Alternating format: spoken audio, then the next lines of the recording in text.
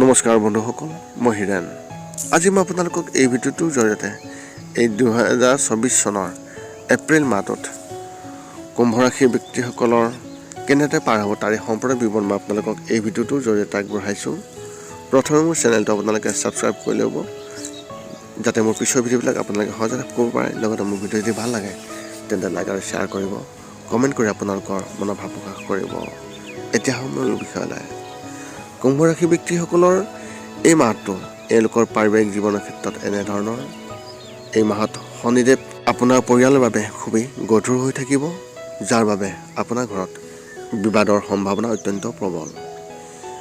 আপুনি কোৱা কিবা এটা কথাই কাৰোবাৰ বাবে ইমানে বেয়া অনুভৱ হ'ব পাৰে যে ঘৰত কাজিয়া হ'ব পাৰে। অভিভাৱকসকলেও আপোনাৰ ওপৰত খং কৰা দেখা যাব আৰু আপোনাৰ সন্মান আগৰ তুলনাত হ্ৰাস পাব। এই সকলোবোৰ পৰিহাৰ কৰিবলৈ শনিদেৱক সন্তুষ্ট কৰিবলৈ ব্যৱস্থা লওক। প্ৰতি শনিবাৰে শনি মন্দিৰ দৰ্শন কৰক আৰু তেওঁক কলা তিল আৰু সৰিয়হৰ তেল দান কৰক আৰু এজন ভোকাতুৰ ব্যক্তিক আপুনি খুৱাবলৈ চেষ্টা কৰক। এনে কৰিলে আপোনাৰ পৰিস্থিতি বহুত উন্নত হ'ব। ব্যৱসায় আৰু চাকৰিৰ ক্ষেত্ৰত এনেধৰণৰ। অৰ্থনৈতিক অৱস্থাৰ ক্ষেত্ৰতো এই মাহটো আপোনাৰ বাবে ইমান শুভ নহয়। ধনৰ অভাৱ হ'ব পাৰে আৰু আপুনি কাৰোবাৰ পৰা ঋণ ল'বলগীয়া হ'ব পাৰে। যদি টকাখিনি ক'ৰবাত আপুনি বিনিয়োগ কৰিছে বা কাৰোবাক আপুনি ধাৰ দিছে, তেন্তে ইয়াৰ পৰাও আপুনি লোকচান পাব পাৰে বা আপোনাৰ টকা ওলাই নাহিব পাৰে। অৱশ্যে ব্যৱসায়ত কিছু খুবেই ভাল শুভ ফলাফল দেখা গৈছে। যদি আপুনি এটা কাম কৰে তেন্তে সাৱধানে কাম কৰিব, কিয়নো আপোনাৰ বিষয়ে বিশেষভাৱে ৰাজনীতি থাকিব পাৰে বা আপুনি ৰাজনীতিত পৰিব পাৰে, যি আপোনাৰ ভাৱমূৰ্তিক বিশেষভাৱে ক্ষতিগ্ৰস্ত কৰিব। সকলোৰে সৈতে পাৰস্পৰিক সম্প্ৰীতি বজাই ৰাখিবলৈ আপুনি চেষ্টা কৰক। আপোনাৰ কাৰ্যালয়ত ৰাজনীতিৰ পৰা আপুনি যিমান পাৰে আঁতৰি থাকিবলৈ চেষ্টা কৰক। শিক্ষা আৰু কেৰিয়াৰ ক্ষেত্ৰত এনেধৰণৰ। উচ্চ শিক্ষা গ্ৰহণ কৰি থকা যিসকল শিক্ষাৰ্থী, তেওঁলোকে নিজৰ বাবে এটা চাকৰি বিচাৰিব, কিন্তু তেওঁলোকে সোনকালে ইয়াক নাপাব। যদিও কিছুমান ভাল অফাৰ আপোনাৰ হাতলৈ আহিব, সেইবোৰ আপোনাৰ বাবে ইমান এটা উপযুক্ত নহ'ব। এনে পৰিস্থিতিত খৰখেদাকৈ আপুনি কোনো কাৰণতে সিদ্ধান্ত নল'ব আৰু ভৱিষ্যতৰ বিষয়ে বিশেষভাৱে আপুনি চিন্তা কৰিহে পিছত আপুনি এটা ভাল সিদ্ধান্ত ল'বলৈ চেষ্টা কৰক।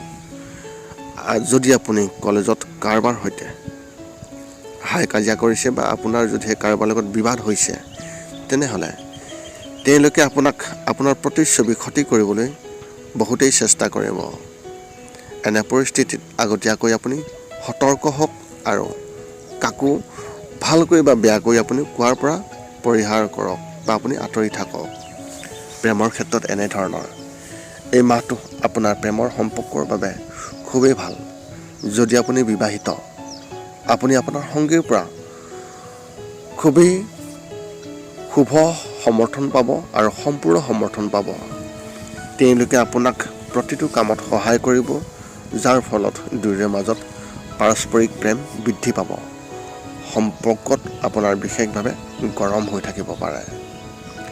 যদি আপুনি কাৰোবাক ভাল পায় আৰু কিছু সময়ৰ পৰা আপুনি তেওঁক এই কথাষাৰ ক'বলৈ চেষ্টা কৰি আছে, তেন্তে এই মাহটো সেই ব্যক্তিসকলৰ কাৰণে অতি শুভ বুলি বিশেষভাৱে প্ৰমাণিত হ'ব। এনে পৰিস্থিতিত আপোনাৰ বাবে এই মাহটো খুবেই ভাল। গতিকে অত্যাধিক চিন্তা নকৰাকৈ তেওঁলোকক আপোনাৰ মনৰ কথা সঁচা হৃদয়েৰে আপুনি ক'ব পাৰে। আপুনি ইতিবাচক ফলাফল আপুনি নিশ্চয়কৈ পাব। স্বাস্থ্যৰ ক্ষেত্ৰত এনেধৰণৰ। মাহটোৰ আৰম্ভণিতে চকুৰ সৈতে সম্পৰ্কিত যিকোনো সমস্যাই আপোনাক আমনি কৰিব পাৰে, কিন্তু লাহে লাহে ইয়াক সংশোধন কৰা হ'ব। অৱশ্যে স্বাস্থ্যৰ ক্ষেত্ৰত এই মাহটো আপোনাৰ বাবে স্বাভাৱিক হ'ব আৰু কোনো ডাঙৰ সমস্যা নহ'ব। মানসিক চাপ থাকিব যদিও টোপনিৰ অভাৱৰ বাবে আপোনাৰ কিছু ভাগৰ থাকিব পাৰে। এই সমস্যা পৰিহাৰ কৰিবলৈ যদি আপুনি শোৱাৰ আগতে কিছু সময় ধ্যান কৰাৰ অভ্যাস কৰে বা তাত আপুনি উন্নত ফলাফল পাব। সেইবাবে আপুনি শোৱাৰ আগত শান্ত মনেৰে কমেও 15 পৰা 20 মিনিট ধ্যান কৰাৰ অভ্যাস কৰক। আপোনাৰ এই মাহত শুভ সংখ্যা হিচাপে 4 আৰু শুভ ৰং হিচাপে আপুনি এই মাহত আকাশী নীলা ৰং ব্যৱহাৰ কৰিব পাৰে। পুনৰ লগ পাম অন্য এটা ভিডিঅ'ত। আজিলৈ ধন্যবাদ।